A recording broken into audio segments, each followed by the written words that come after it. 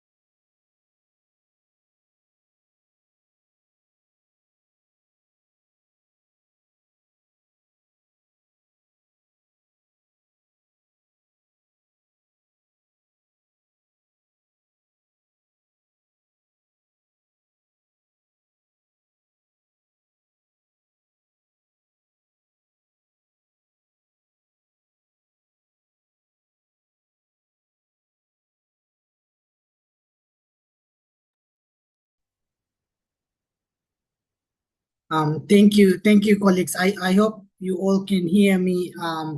And thank you very much for joining us today at this webinar entitled Climate Technology, Finance, and the Role of International Financial Institutions, including MDBs. We would like to welcome all participants and our distinguished speakers to discuss about this thematic area.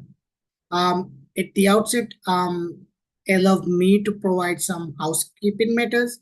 So we kindly request when you are not speaking to turn off the microphone and kindly turn on the camera when you are speaking as well. And additionally, for the purpose of note taking, we will be recording this webinar.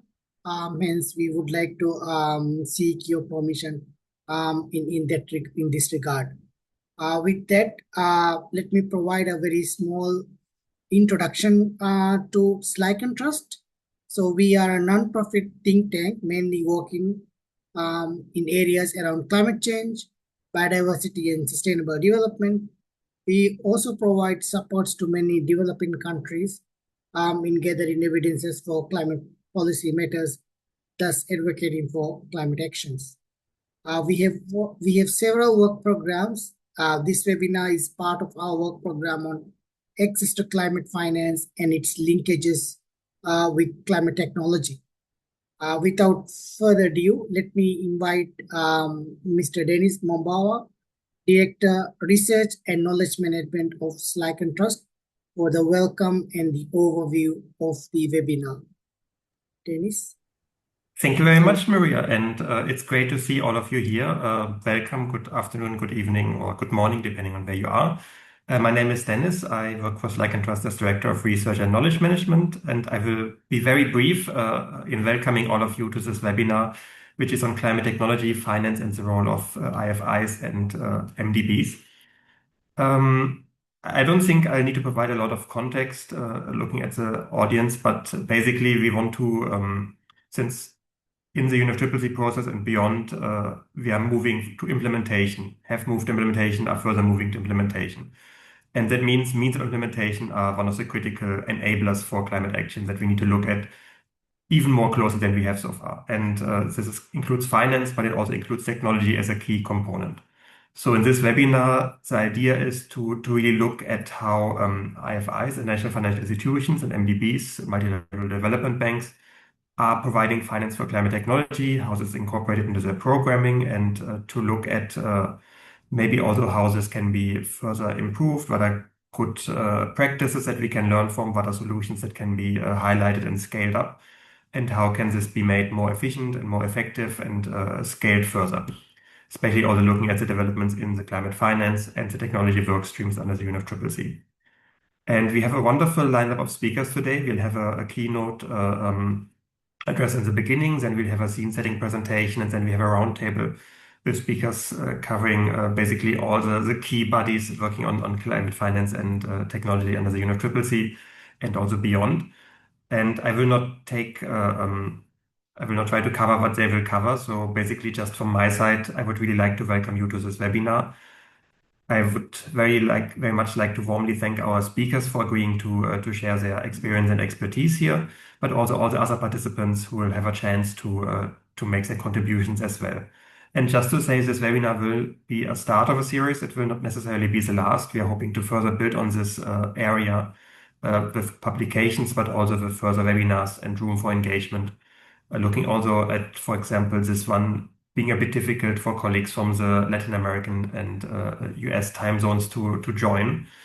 So we could cover Asia, Africa, and Europe. So we're hoping to have another one looking at the other time zone as well, and having colleagues from there be able to join more easily. But also further to build on this and after SBs and before COP to really share some of the key takeaways and further build on this leading up to COP31. So with that, I'll hand over back to Maria to lead us through the rest of the webinar. From my side, I hope it will be a great conversation. I think there's a lot of insights to be shared on this, and I think the role of technology is something we need to really focus on more in all the areas, not just mitigation technology, but also looking at adaptation technology and even how technology and responding to loss and damage can be connected. So with that, thank you all. I hope it will be a great webinar, and over to you, Maria. Thank you. Thank you, Dennis, for that. With that, let me turn into our keynote remarks. We have Ms. Deanna Morris, Manager of Climate Finance at the UNFCCC Secretariat, who will provide us with keynote remarks. Deanna, you have the floor. Thank you very much, and good morning, good afternoon to everyone. First, I'd like to thank SLYCAN Trust for inviting UNFCCC to open this session. As mentioned, I'm Deanna Morris, I'm the Manager for Climate Finance here. And I'd like to start this discussion by noting that we're meeting at a moment defined by three distinct forces, pulling in very different directions. The first is technological progress at a pace and scale we've never seen before. Advances in artificial intelligence, satellite Earth observation, geospatial analysis, and clean energy are creating opportunities for all countries, particularly for developing and least developed countries, to accelerate towards climate resilient, low emissions pathways. The second is a financial landscape that is under acute strain. Total external debt across developing countries has reached 11.7 trillion, with debt servicing costs of approximately 1.6 trillion in 2024 alone. ODA, official development assistance from OECD DAC countries, fell by 23% in real terms in 2025. And this is the largest annual decline on record, bringing aid back to levels last seen at the adoption of the 2030 agenda, which was in 2015. While we've seen non-DAC providers modestly increasing their contributions, which is very much needed, this unfortunately does not offset the scale of the contraction. These trends do not exist in isolation. Geopolitical tensions are reshaping energy security and disrupting supply chains, while the accelerated physical risks of climate change are undermining food security, destabilizing monetary policy, and compounding financial sector vulnerabilities. Debt-distressed countries are being asked to absorb these compounding shocks while shrinking fiscal space and diminishing external support. And the third is the ongoing reform of multilateral development banks. The G20 roadmap and the capital adequacy framework reforms have opened the prospect for unlocking up to $357 billion in additional lending headroom over the next decade. And this is significant, but the reform agenda itself faces political, operational, and shareholder challenges that we cannot afford to underestimate. So it's at this intersection of these three forces that today's discussion sits. Technology is advancing rapidly, financing is contracting, and the institutions best positioned to bridge the gap are themselves in a transition. Yet I have to say I'm hopeful, because when we look at how finance and technology interlink as enablers for climate action on the ground, I do think the opportunities are clear. First, certain enabling technologies are themselves a precondition to unlock finance, particularly for adaptation and loss and damage, where the evidence base is thinner and MDB pipelines are weaker. Second, countries need analytical capacity to demonstrate where investment is needed and what the returns look like. That's not a soft requirement, it's the basis on which capital flows and which capital does not flow. And third, GIS, satellite mapping, remote sensing, Earth observation are increasingly recognized as foundational technologies that cut across mitigation, adaptation, and loss and damage. Initiatives such as the European Space Agency's Global Development Assistance Partnership with the Adaptation Fund alongside World Bank and ADB and others shows how Earth observation can be embedded directly in project pipelines and area selection and monitoring frameworks. Understanding a country's natural capital base can also be a fundamental financial decision. How to value assets, how to prioritize across competing uses, and how to allocate capital between, for example, conservation finance, carbon markets, or sovereign instruments such as capital markets and debt for climate swaps. These are choices that do have real trade-offs, and they cannot be made well without robust data that technology provides. At COP30 in Belém, parties adopted the Belém Technology Implementation Program as part of the broader Belém political package. This marks the start of a new phase, as mentioned by our host, one that is defined by stronger coordination and meaningful scale-up of support from technology for the technology priorities of developing countries. Parties have explicitly invited multilateral development banks alongside GCF, GEF, the Adaptation Fund, and others to support implementation through 2034. And this creates a clear and practical entry point for MDBs to deepen collaboration and accelerate climate technology action on the ground. Furthermore, on the finance side, the Baku to Belém roadmap for 1.3 trillion sets out a structured pathway for scaling climate finance to developing countries by 2035.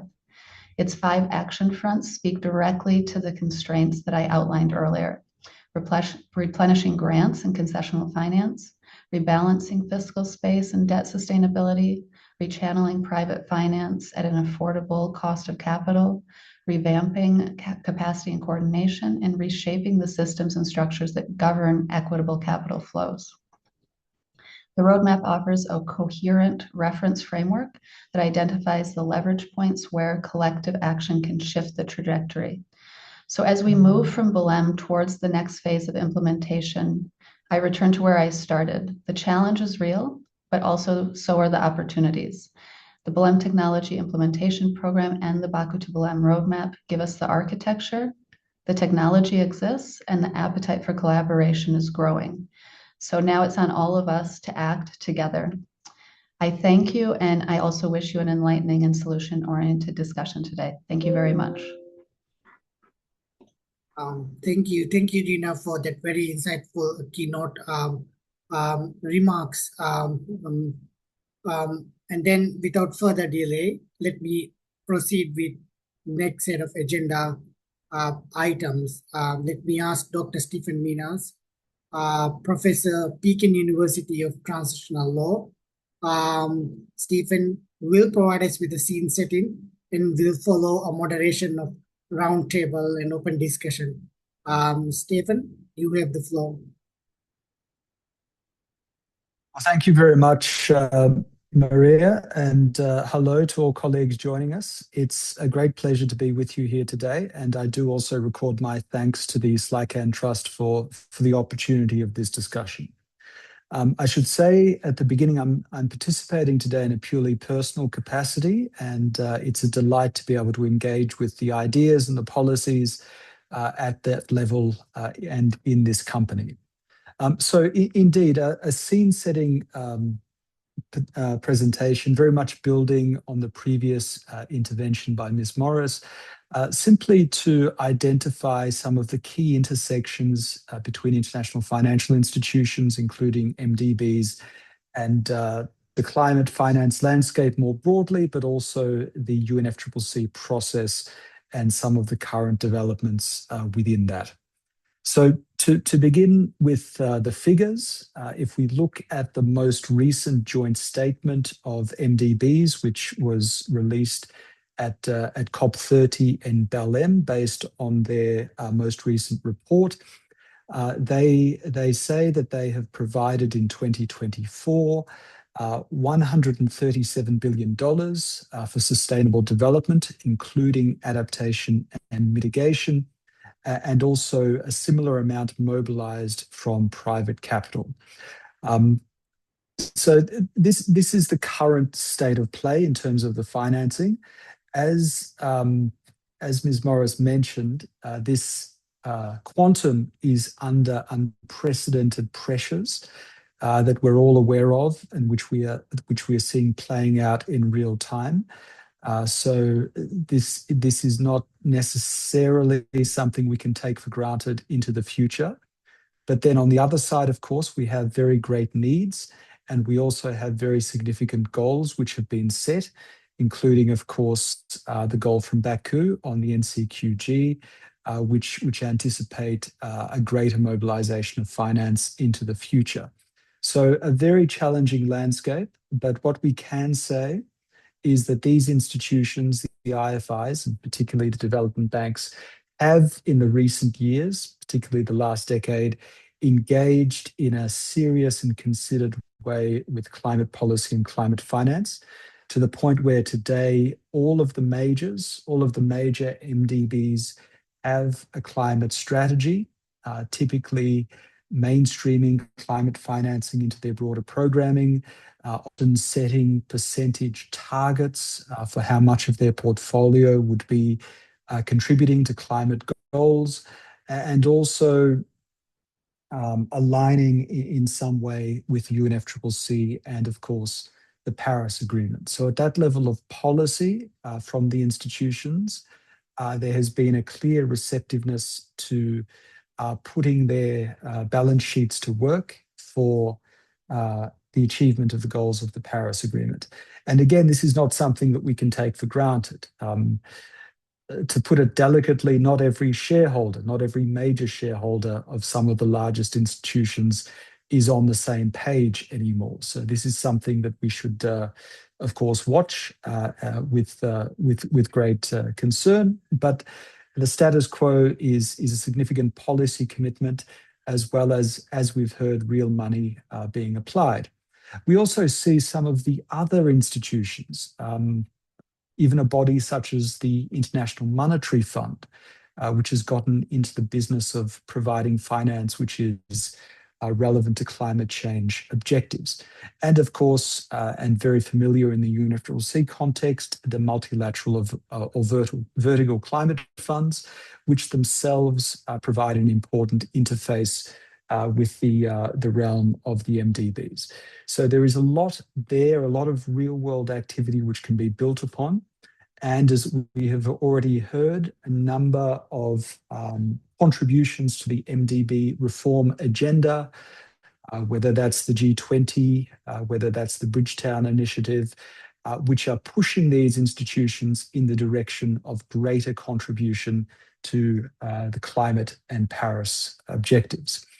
We also see the MDBs increasingly working together. The notion of the IFIs as a system contributing to the goals of the Paris Agreement, and the joint statement that I mentioned before, the joint report, is one of the public-facing examples of that. A relatively new development and something the potential of which I would suggest has not yet been fully explored. So this is what is happening in general on the side of the IFIs. If we look at the UNFCCC context, then again, we see greater expectations of contributions from the IFIs, the NCQG already mentioned, but also processes such as the more recent Veredas dialogue, which will shortly be upon us in Bonn, where the CMA has explicitly asked for the participation of IFIs as well as other actors. And this is something, again, where we look to see what these discussions can contribute by way of stimulating further practical developments, again, in the direction of the goals of the Paris Agreement. The technology mechanism has already been mentioned, the UNFCCC technology mechanism, and is very well represented in today's discussion. The BEL-M tip, I think, is a new intervention, and we will be exploring its potential to galvanize new action, also in terms of the relationship between different financial institutions, different potential contributors to finance for technology development and transfer. This is something where I'll be interested in the panel discussion to come.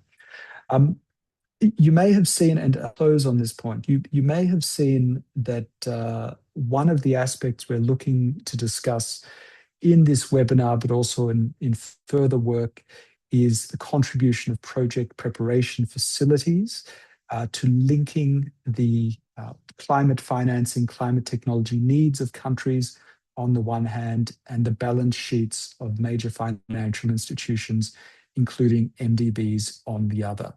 This is an area that has been, to a degree, explored. The UNFCCC Secretariat held a side event on this at a recent COP. Of course, the multilateral climate funds have a role to play here. But I think that this is something where we can further consider activities, collaborations to strengthen, on the one hand, the needs of countries, and on the other hand, the outputs. And I think that's something that I would welcome our colleagues to reflect upon in the dialogue, but also something that we'll continue to explore in discussion. So to conclude, colleagues, this brief scene-setting discussion, indeed, there is a great deal of activity from the IFIs to align with the Paris Agreement, to mobilize, to provide climate finance, much often in the form of loans, but also in other categories, grant, equity, etc.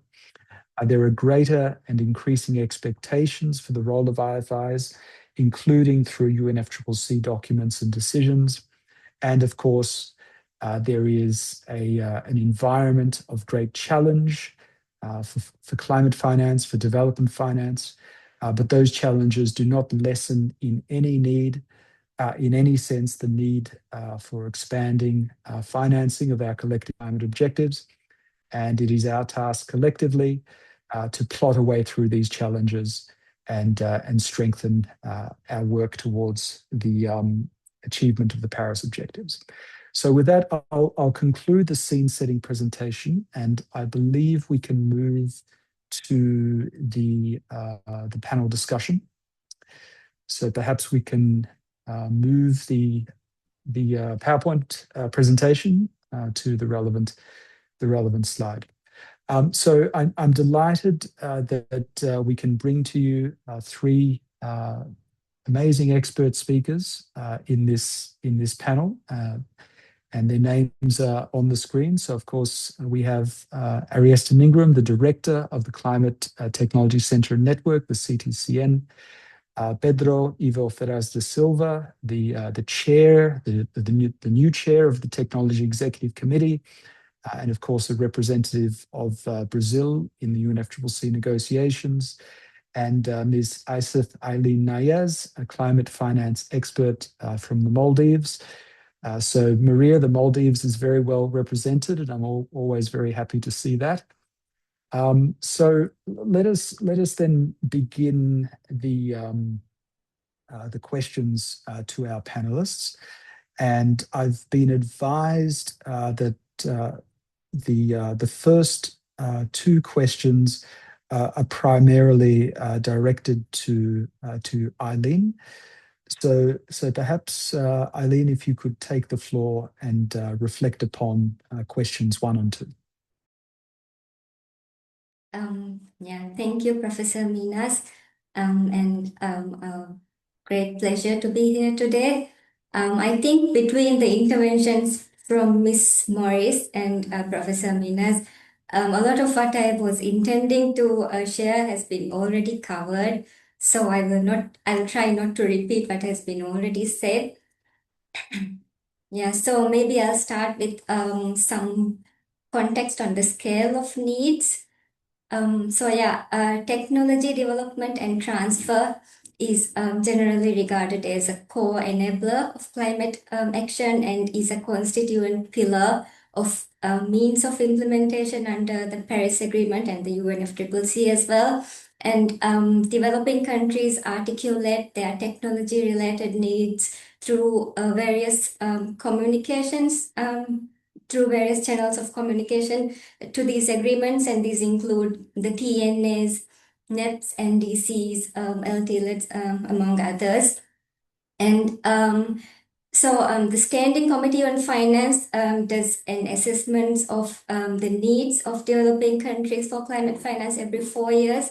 And the most recent published report is the second assessment report, where it highlights that developing countries had identified a total of 485 technology-related needs in their communications, of which just 140 were costed, but the total needs of these costed needs amounted to 777 billion US dollars. So as you can imagine, this is quite substantial, and maybe due to various capacity or other constraints, there's a lot of needs that have not been quantified and not counted among this as well. So I don't know whether I should I'm pretty sure everybody is very familiar here with the NCQG, but the goal is that developed countries committed to jointly mobilize 300 billion annually for climate action by 2035, and then also calls upon all actors to come together to scale up finance to at least climate finance to at least 1.3 trillion by 2035. And this is where the IFIs, including MDBs, become important because of the sheer scale of needs and their ability. And I think Ms. Morris highlighted about the call in the NCQG decision for MDBs to take action in this regard. And also, the MDBs have several comparative advantages when it comes to supporting technology for climate action. They are firstly able to provide affordable and long-term financing, and they are able to mobilize both public and private investment in developing countries. They can support de-risking of projects, and they can also offer targeted policy and technical assistance. They can supply concessional and low-cost capital on commercial terms and help crowd in private investment as well. And then also, as highlighted by the G20, they are in a position to reach the most vulnerable and the most marginalized populations in these efforts. Ms. Morris also talked about the Baku to Pelham roadmap to 1.3T. So maybe I'll just highlight some figures from there. So the report noted that in order to stay on a net zero path, developing countries would require about 2.3 trillion per year in clean energy investment over the next decade. And to compare this to current investment rates, this is currently around USD 970 billion, and China accounts for over 45% of these investments. And then the roadmap also notes that on the need to mobilize private capital to match the scale of needs using international public finance in order to increase the effectiveness for technology deployment. And for commercially attractive technologies like solar and wind, they recommend that in low income countries, public funds are best used for project preparation, while in middle income countries, this is best used for project structuring. And they also note that direct public financing is still very necessary for emerging technologies and early stage deployment due to their general low private returns. And then, yeah, so MDBs publish their joint updates and provide, and from there you can see that they provide support through a range of instruments. These include like advisory services, equities, grants, green bonds, guarantees, investment loans, lines of credit, etc. But this public, I was not able to find any information relating to specifically on technology for climate finance for technology development and transfer. So yeah, but they do provide information on the sectors they support. And for example, under mitigation, it covers a range of areas from energy and transport to manufacturing and digital innovation. And adaptation covers things like food and water systems, coastal and built infrastructure, and the likes. But I also want to note that their sectors include some hard to abate sectors under mitigation, like manufacturing, mining, and also includes R&D and innovation. And then I think the previous speakers have spoken about the efforts of MDBs in response to calls for reforms. So I will not go into detail there. And yeah. But then since we are also talking about IFIs here, I want to briefly also touch upon the role of multilateral climate funds, including the operating entities of the financial mechanism, because they are part of the official regime and they are, because of their inclusive governance processes and arrangements, they are very significant in achieving and contributing to these climate goals, especially for the most vulnerable countries and populations. And the largest of them is, of course, the Green Climate Fund, and which the governing instrument of the fund explicitly mentions support for technology development and transfer as a funding area. And GCF provides early stage financing for pre-commercially viable technologies, business models, and climate initiatives, including first loss anchor investments. And its current strategic plan covering the period from 2024, I think, until 2027 integrates specific targets which I found of relevance to technology. These include supporting clean and efficient energy end use in transport, buildings, and industry, including novel solutions and emerging technologies for hard to abate sectors. And another target is providing early stage funding for local startups and SMEs on adaptation, energy access, transport, and also removing barriers to local innovation.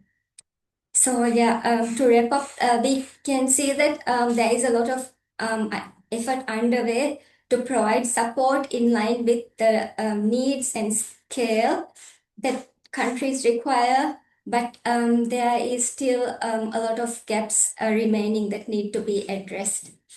Thank you. Well, thank you very much, Ms. Niyaz. This is a very helpful set of interventions that show us the complexity of the terrain, both in terms of how different kinds of country needs can best be responded to, but also the diversity amongst the institutions and certainly the development banks versus the vertical climate funds, both differences in terms of governance, but also differences in terms of risk tolerance. So the kinds of instruments that would be available from different institutions are reflecting those questions of institutional design as well. If we can turn to the next set of questions, please. Yes, these are really questions for Ariesta and Pedro. So let me invite Ariesta first for your reflections, and then we'll go to Pedro after you. Thank you, Stephen, and it's great to see you again in the different capacities here. And good morning, colleagues, and good afternoon to some of you perhaps that follows this. And thank you very much also first for SLYCAN Trust, who have invited CTCN to participate in this very interesting roundtable. So I would start actually with the second question, Stephen, if you don't mind, which is talking about the necessary enabling conditions. And of course, speaking on behalf of CTCN, I will provide my interventions in the context of the ensuring how the countries could be helped or supported to ready to access finance for the purpose of the climate technology development and transfers. And first, for those who perhaps are not aware about the CTCN is the implementation arm of the UNFCCC technology mechanism established by parties back in Cancun in 2010. And since 2013 is hosted by UNEP. And our key services provided to developing countries is to provide them with the technical assistance on climate technology development and transfers throughout the cycle of the technology, as well as a capacity building and opportunities for sharing the knowledge among developing countries. So in terms of the enabling conditions, what we found from our work is that there are one thing that the countries are facing is actually the barriers to market or access to technologies. And these are the first enabling condition that that needs to be dealt with. And it also can take form of different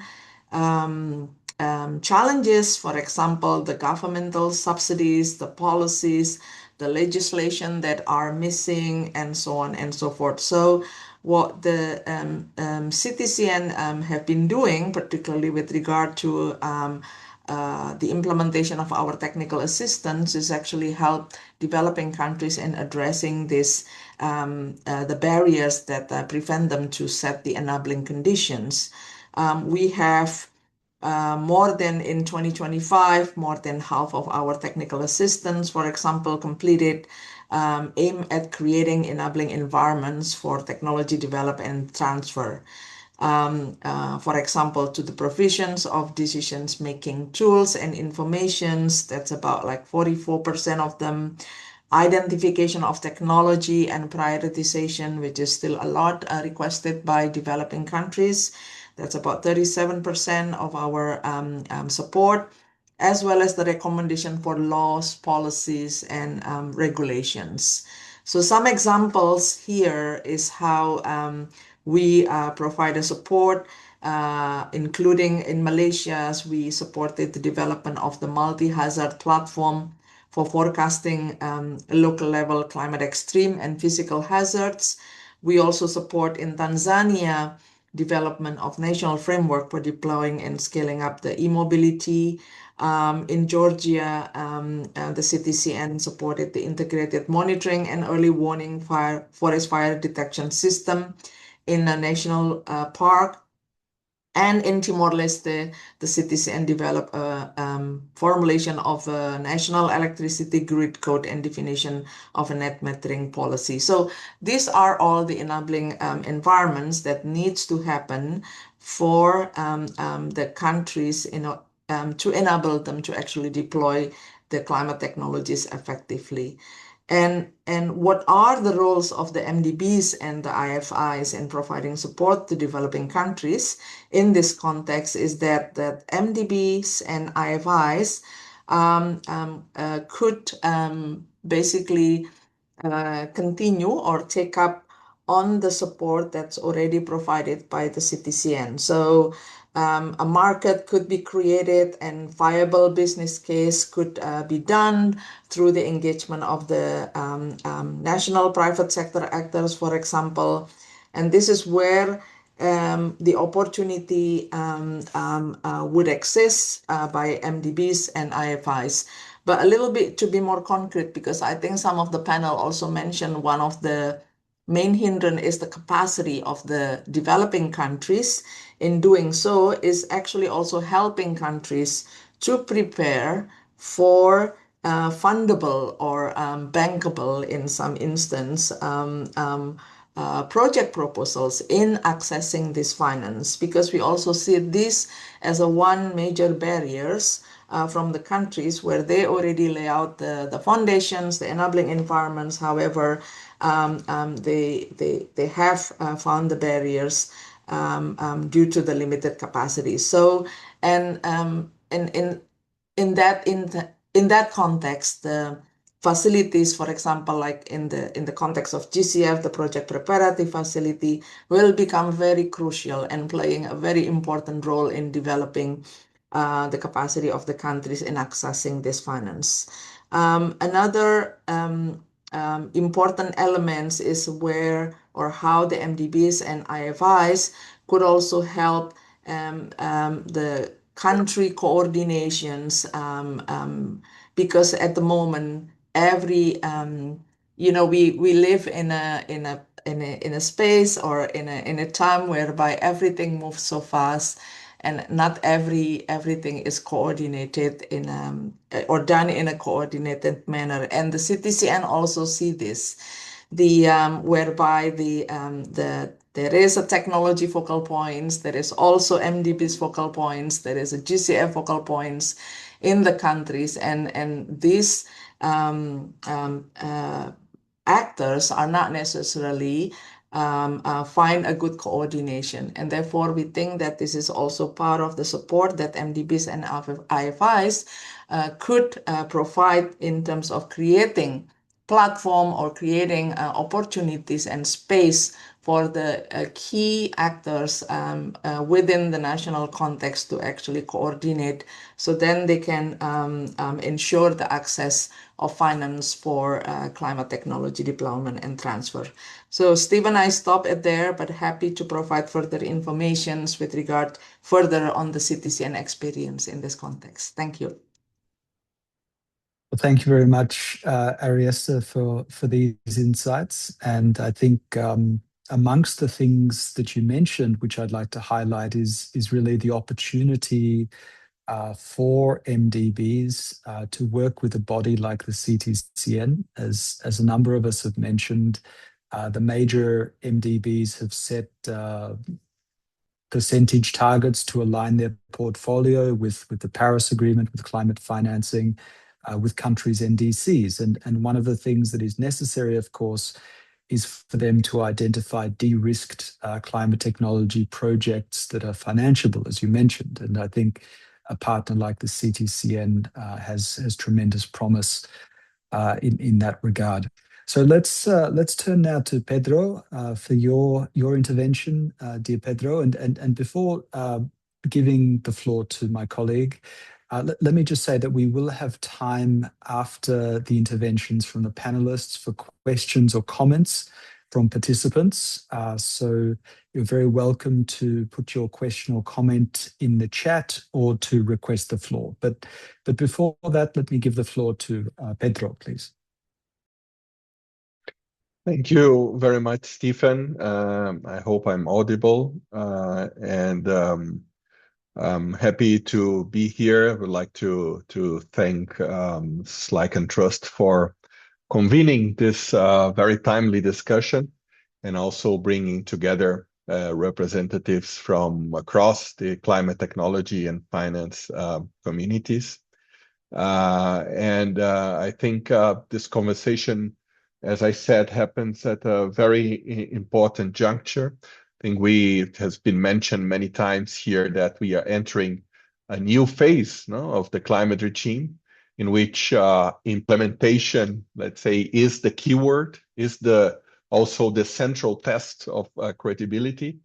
So following the outcomes of the first global stocktake, I think the agreement on the new collective quantified goal, the NCQG, the Baku to Belém roadmap to 1.3 trillion, which was also mentioned here, and finally the launch of the Belém Technology Implementation Program. I think following the, let's say, sequence of these important decisions, we have a stronger political direction than before.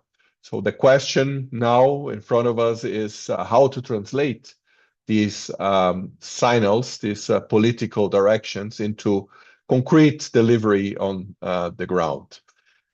Specifically on the Belém Technology Implementation Program, or in short, the BTIP, it moves us from, let's say, discussing technology support in general terms to a much stronger focus on implementation at scale. So its emphasis on various elements, for example, on strengthening national systems of innovation, on enabling environments, on capacity for project concept development, on matchmaking, on mobilization of financial and non-financial resources. I think it's highly significant, and it recognizes that implementation gaps are often institutional and financial and not technological alone. I think that's an important aspect to retain. Among these, let's say, plethora of elements, I think one key aspect is that technology and finance must be seen together. And I'm very happy that we are discussing specifically this intersection here. Technology implementation is not simply a technical issue, and climate finance is not only about resource mobilization. So increasingly, both of these elements are part of the same implementation challenge. So how to turn country priorities into investable, scalable, and transformational. I think that's also another important aspect in transformational action. Building on this, let's say, introductory remarks, I will perhaps try to address the two questions that has been posed here. And like Ariesta, I will perhaps start with a broader framing on the aspect of the enabling conditions. And I would say that I'll group these in perhaps 5 areas.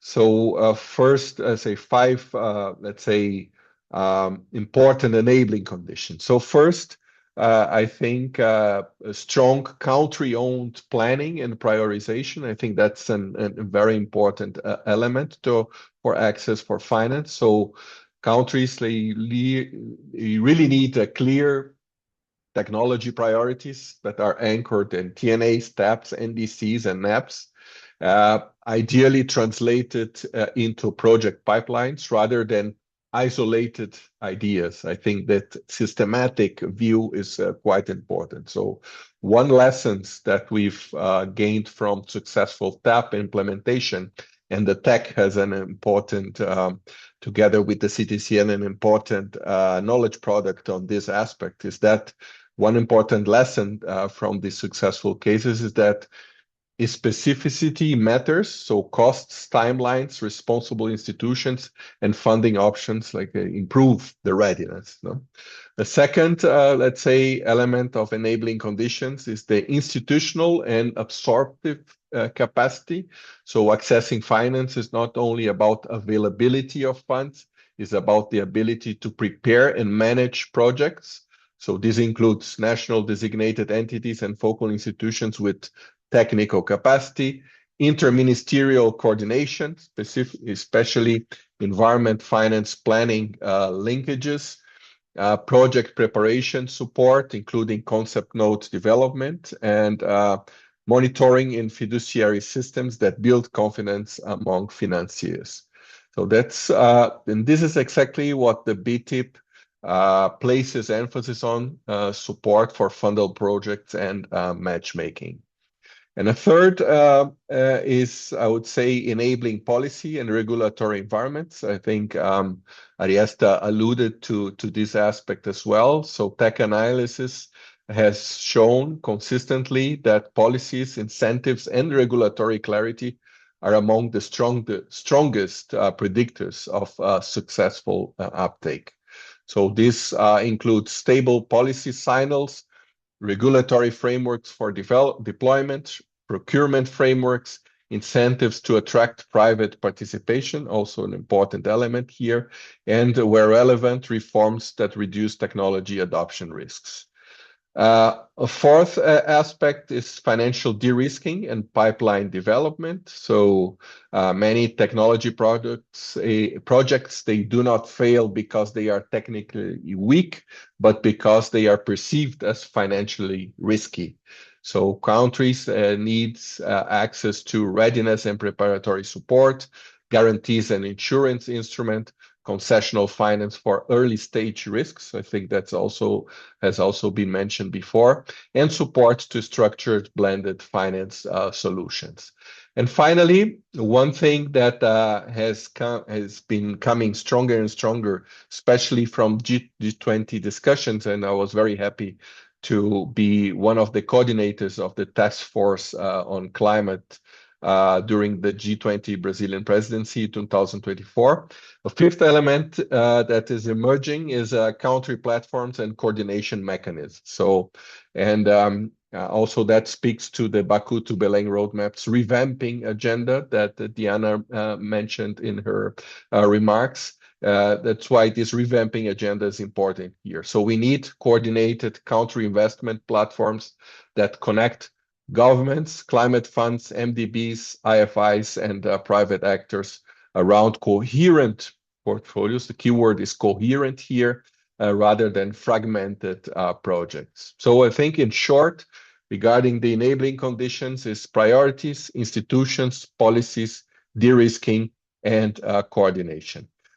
Very quickly, let me, let's say, mentioned where I see the roles of MDBs and IFIs in more general in providing support for developing countries. And I think I would say, again, like 5 major elements here. First, I think providers of scale. I think we are really serious about the 1.3 trillion aspiration. So MDBs and international financial institutions in general are indispensable simply because balance sheet scale. So they can expand concessional finance, low-cost capital, and long-term finance at volumes many other actors cannot. So I think another aspect for MDBs, IFIs, is mobilizers of private finance, and I think that's an important element that has been increasing in the highlighting in the recent decisions. So the catalytic role is just as important as the direct finance role of these institutions. And third element is that that MDBs and IFIs can be partners in country readiness and implementation. So they can support countries in the preparation of bankable pipelines, the country investment platforms, in project preparation facilities. They have, let's say, proven knowledge and experience on these aspects. The fourth element is that it has been alluded to by Deanna in the beginning, that I think we are witnessing MDBs going through a reform agenda, and I think they, in a more general sense, can be truly reformers or the international financial architecture as a whole. And finally, I think MDBs and IFIs in general, they bring also knowledge and system partners. So they can support, and they have witnessing this here in Latin America through the IDB, for example.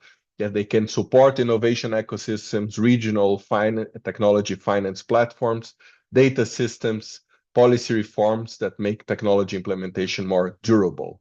So if I have to summarize MDBs and IFIs, I think they have a fivefold role here. So scale finance, mobilize private investment, support readiness and project pipelines, help reform the financial architecture, and strengthen systems for long-term implementation.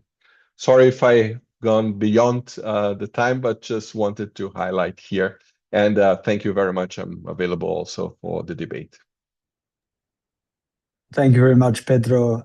That's an incredibly helpful set of points there, particularly the depth in which you went into what makes for an enabling environment, enabling conditions to access finance, and of course, the role of MDBs.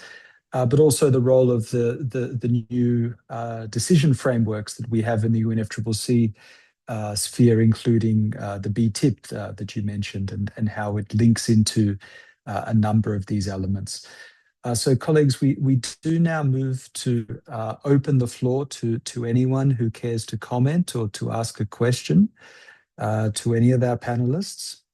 So again, if you would like to intervene, please request the floor by raising the Zoom hand or writing in the chat. So I'll pause here to see if there are any interventions.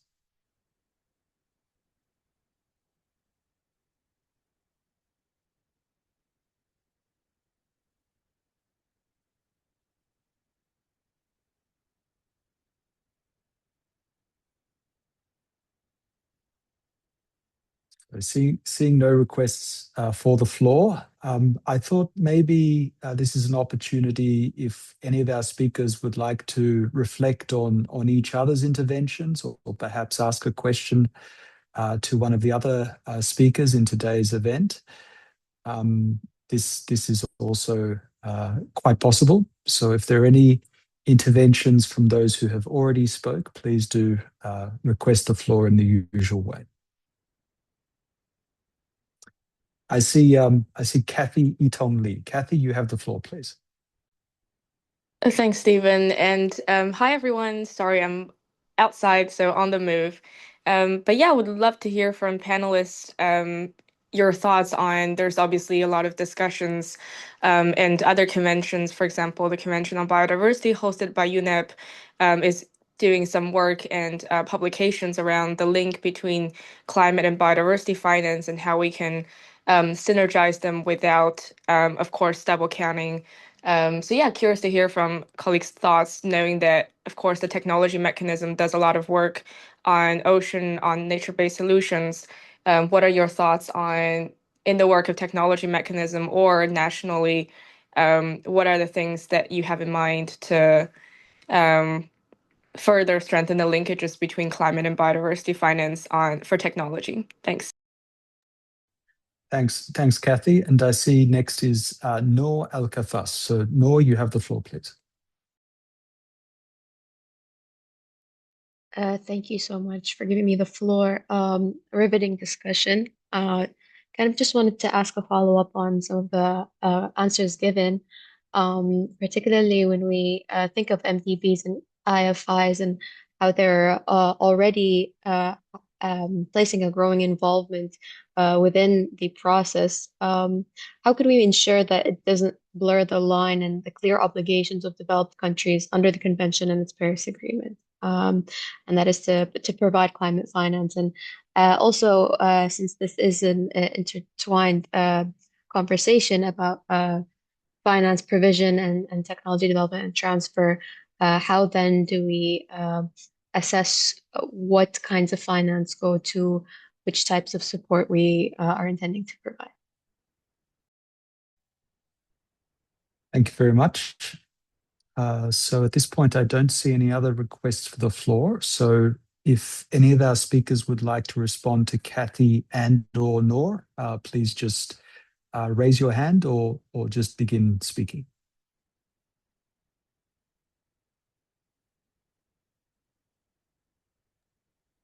Okay, maybe Stephen, I can offer some comments, and thanks to Kati and Noor for these comments and questions. Happy to see you again here. I would say with regards to the interaction with the different or the other convention, I think that's a topic of increasing interest that has been one of the priorities of the COP30 presidency. If you recall, we had a common statement of the three COP presidencies during the COP in Belém. And we've agreed to proceed further in deepening and exploring the synergies among these three conventions, which of course will touch upon different aspects. And I'm sure that the financial aspect will be, let's say, also another important element. So I cannot at this stage offer perhaps a more deep, in-depth, let's say,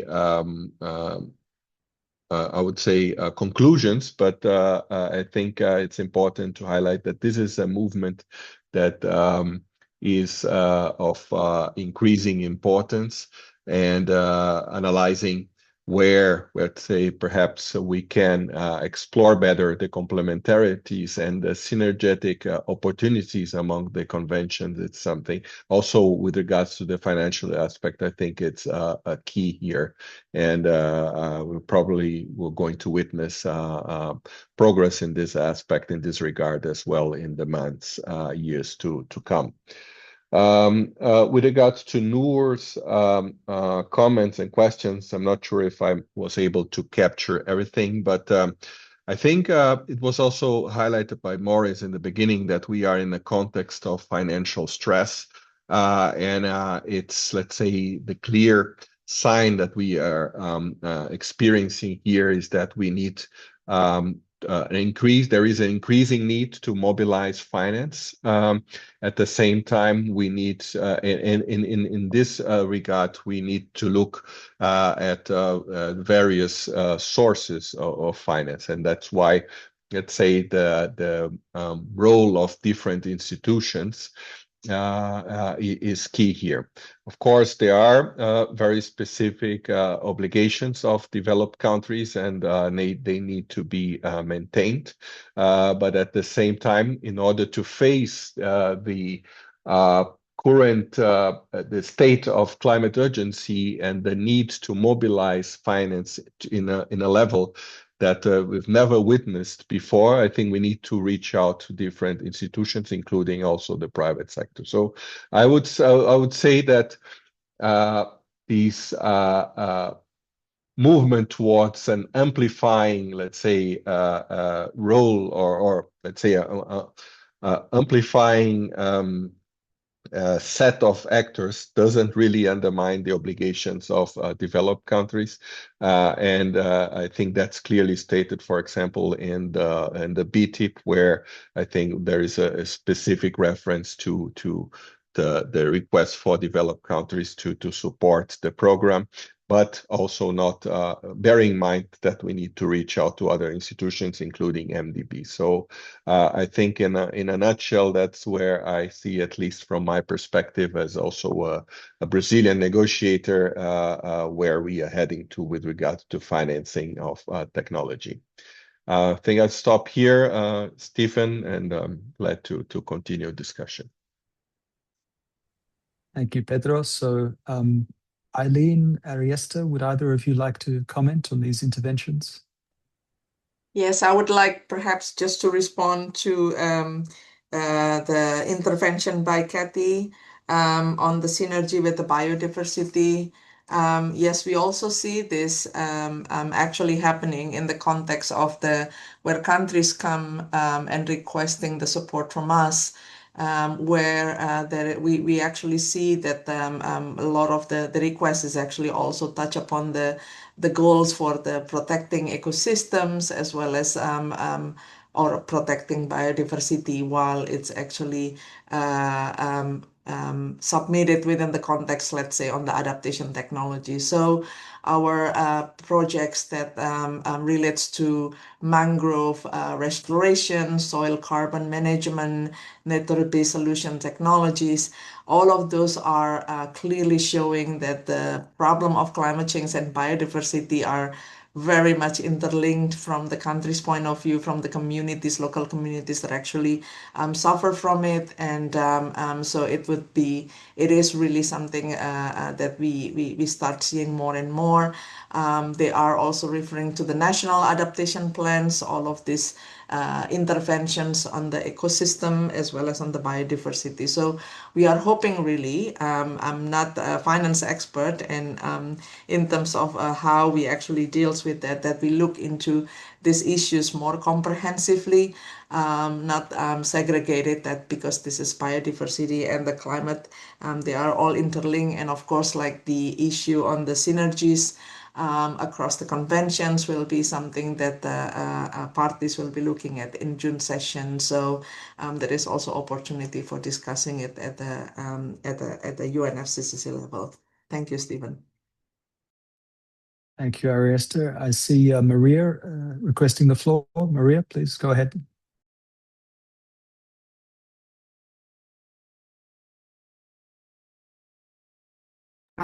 Thank you. I can come after if Aileen wants to intervene. That is okay. Okay, since you have invited me, I will add something as well. So maybe I'll just briefly touch upon the issue of double counting that was raised and the obligations of developed countries. So under the NCQG, the developed countries have committed to jointly mobilize $300 billion annually by 2035. But then this goal was agreed in 2024. And then since then, there has been shifting geopolitical contexts and priorities. So this would obviously have implications for the burden sharing arrangements between developed countries in meeting these targets. But I don't think I am in a position to speak on behalf of the donor countries on this. But in terms of reporting on how this is provided, the enhanced transparency framework provides for increased granularity in reporting on these the support provided to the developing countries. But obviously, for example, investments in adaptation would have core benefits for biodiversity and nature protection as well. So it would be very hard to draw firewalls between the different kinds of investments these money is going into, and whether or not this is exclusively climate or whether this is exclusively biodiversity. But then again, it has also long been discussed under the process that there needs to be a definition of climate finance in order to enhance the transparency of what is provided. But it has become a very, I guess, a political topic as well, and there has been no conclusion to this work as yet. Thank you, Aileen. So Maria, please go ahead. Thank you, Stephen, and thank you, Pedro, Ariesta, as well as Aileen, for providing kind of the working through us to the guiding questions. So Ariesta and Pedro, I think, really emphasize the enabling environment, especially around collaboration. Is collaboration and coordination is one of the key pathways for improving the synergies.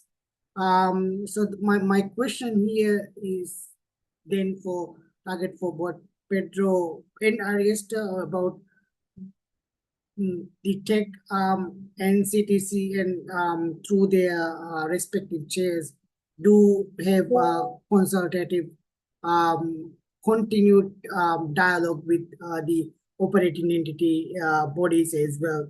So the question is, based on those dialogues that do take place, is there any kind of synergies or if there's an improvement happens over in a report in kind of climate financing through the annual reports that the operating entities submit to the COPs.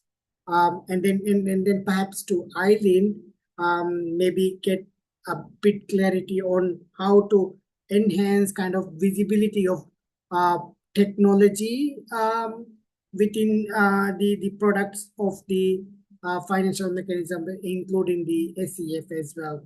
Uh, thank you. Thank you, Maria. So a question to our colleagues from the Tech and the CTCN on synergies with the operating entities and reporting, and then also a question to Aileen. So who would like to go first?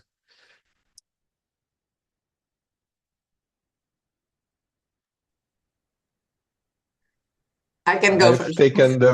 Yeah, please, Ariesta. I was Yes. first in the previous question. So Okay.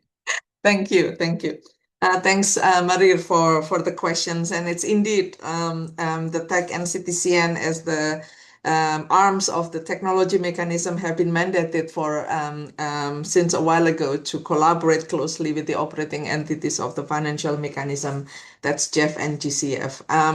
In terms, well, from the CTCN perspective, we have been quite close in coordinations actually with these two entities, not only inviting them to the meetings, but also we have been also mobilizing our NDEs, technology focal points, to also attend and participate in many meetings organized by the GEF and GCF, and we have reported this, as well as I think the GEF and GCF also have reported this to the COP.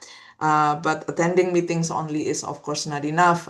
We also closely continue our discussions particularly with the GCF, considering that the CTCN has a partnership and liaison office in Songdo, whereby we always try to find a way of looking into possible strengthening the synergies substantively. In the first readiness mechanism by GCF, for example, the CTCN was the largest readiness provider. We supported 33 or 34 readiness projects or requests that's funded by the GCF. Currently, GCF is running a second or the new modalities, I would say, like in the past year or two, of a new GCF readiness, and we also are in close consultation with them, because I mentioned earlier about the country coordination, where the readiness modalities, the new readiness modalities, for example, has required the closer the focal point or the line ministry coordinations within the countries. And therefore, this is something that we see also how the technology focal points, for example, feel that this is something that the CTCN can support. So we are working with the GCF in trying to bring together the NDEs, which is the focal point of technology mechanism, and NDAs, which is the focal point of GCF together, so to ensure that there is a coherence, ensure that there is a strong communication and interaction that will help with accessing climate technology financing. For example, in the upcoming NDE, Asia Forum NDE, we will be doing this first forum between NDE and NDAs for the Asia region. So this is a piloting that we do in collaboration with the Japanese government. It's going to happen in July. And we will be able to report this in our to the COP from CTCN side. So I stop at there, and but there is basically a lot of communications and ongoing engagement between the bodies. Thank you. yeah, and perhaps building on Ariesta's response, I think the same applies to the tech. I think we've had a very very engaging discussion with the bodies of the financial mechanism during our last tech meeting in Songdo. And perhaps looking into the future, I think my main takeaway from the let's say the information that the two bodies, the GEF, GCF, and also including the adaptation fund, the main takeaway that I would say from the discussions we've had 2 weeks ago is that I say they see the BTIP as let's say a very foundational framework for the next phase of the regime of specifically when it comes to technology, and they recognize the importance of the BTIP given the directions also for financial let's say resource mobilization and financial participation in the technology realm. So I think that recognition, it's quite important. Of course, it needs to be translated into concrete action. There is from COP30 in Belém, from the guidance room, specific guidance to support the Belém Technology Implementation Program. So there is, let's say, a mandate for the BTIP to be taken and be supported by these institutions. And but the overall recognition is there that this is something that will be of high priority in the months and years to come. It's important to highlight that in the Mutirão decision of COP30, parties have formally recognized that we have entered a phase of implementation.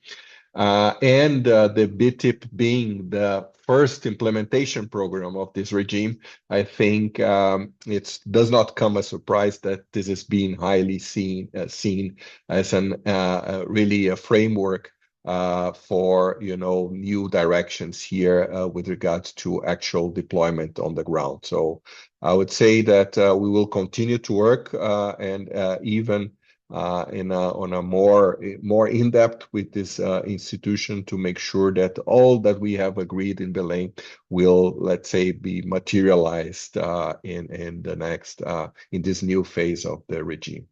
Thank you. Thank you both. And I see that Ariesta has written in the comments a very significant funding outcome as a result of CTCN technical assistance. So that is also something that I think serves as an example of what is possible when these institutions work together and in a common goal. Aileen, would you also like to respond to Maria? Yeah, I believe this question was how to increase the visibility of technology-related elements in the SCF reports, right? I think at present, the reports are actually quite comprehensive on technology based on the information available.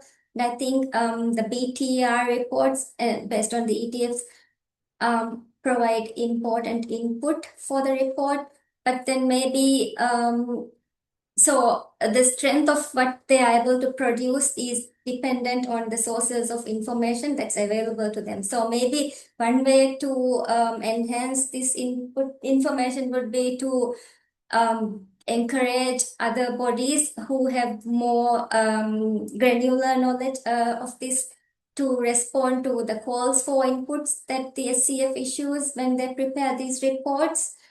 And maybe encourage, for example, the MDBs to provide more disaggregated information relating to technology for finance, climate finance in the information that they publish.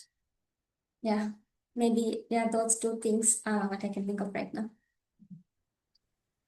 Thank you very much indeed. And if I can just briefly add in response to Kathy's question that as Ariesta mentioned, the cooperation with the Rio conventions as well as other international organizations will be on the agenda in Bonn, but also there is a practical level joint liaison group at secretariat level amongst the 3 Rio conventions. So there is a lot of work happening in a sense behind the scenes in that regard. But just to conclude, this, I think, has been a wonderful discussion. Many of the ideas that have been shared have so much potential to accelerate our joint work, implementation indeed, in service of the goals of the Climate Convention and the Paris Agreement. But it's been a pleasure to facilitate the discussion, and I do turn over now to Maria for his closing comments. So Maria, you have the floor.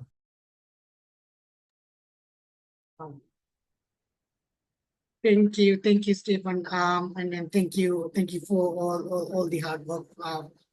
So allow me to thank everybody, all the participants for their contribution and the exchange of knowledge on the interlinkages between climate technologies and the role within MDBs and IFIs.